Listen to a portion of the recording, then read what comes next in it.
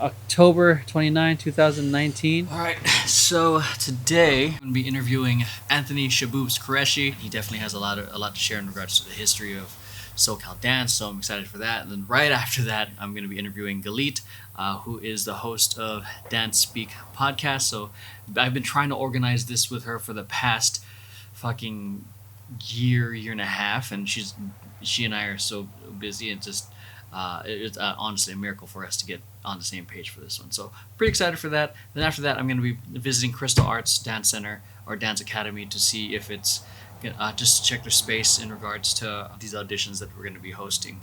But yeah, let's see how it goes.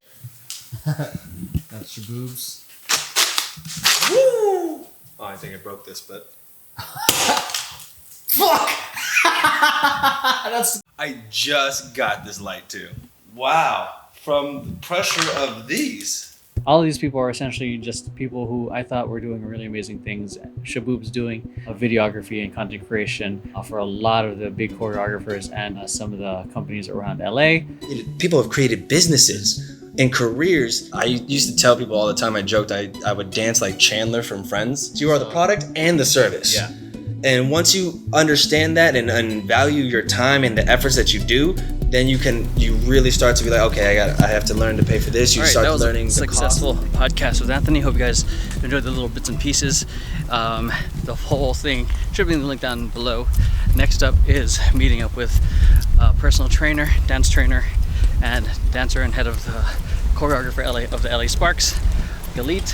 Running a little late, which is why I'm walking as fast as I can. Pursuing dance in the traditional way for a professional dancer, I came to this really difficult term of, dang, this is really not how I want to spend hours of my life. So let's say in your room with 200 other faces, or even 50, feeling like, okay, I crushed it, I should have been booked. I understand that feeling, but you don't know if 50 people around you have been in those audition rooms for 5 years more than you. I had Lyme's disease, and I was knocked out. There was a month where I was in bed more than half of the day, and if I even had a conversation with someone, I'd be so exhausted I'd have to sleep. Wow. I couldn't help but look at my life, and my recovery wasn't guaranteed.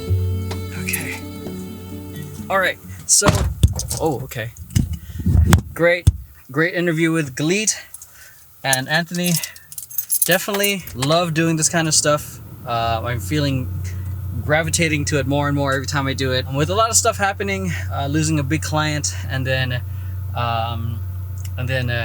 Gabby no longer wanting to be a partner. Just a lot of ups and downs happening at the same time. I'm not feeling ultimately super confident of where things are right now because I'm literally in a tight spot because my main client was a personal client that helped me pay bills. Now that's gone. So that's honestly just a thorn on my side, really. I'm not freaking out because I have faith things will work out if I continue doing certain things and trying to put myself out there and getting myself into the right conversations. And this upcoming project happening with Antics, I think is going to be helpful financially on my end and also the business end. So now I'm going to be heading over to Crystal Arts Dance Academy, visiting my friend Crystal, who is the owner of Crystal Arts Dance Academy. We're going to be potentially using that space for auditions for the Antics project. So let's go fill up my gas first. Right now we're checking out the spot for one of the projects we're working on with Antics.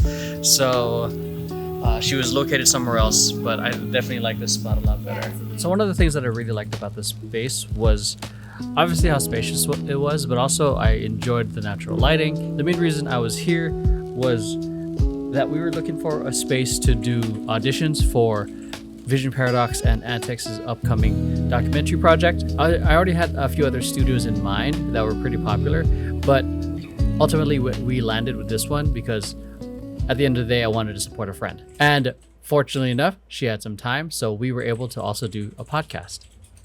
Back in the day, my parents couldn't afford dance classes, so my dad would teach me. The first location was a little bit tough when I was starting out because my dad got sick.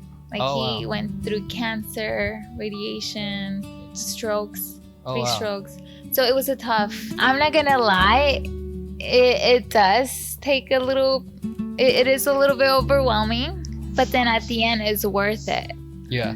You know, especially if you're doing everything on your own. Yeah. You have to play so many hats. So those were some really powerful interviews that day, and I really enjoyed this. This is something that I kind of wish I would do more, which is do more podcast content, just with conversations with people I would want to get to know more, whether it's with Temper Tantrum, whether it's with the Vision Paradox team, or whether it's a guest.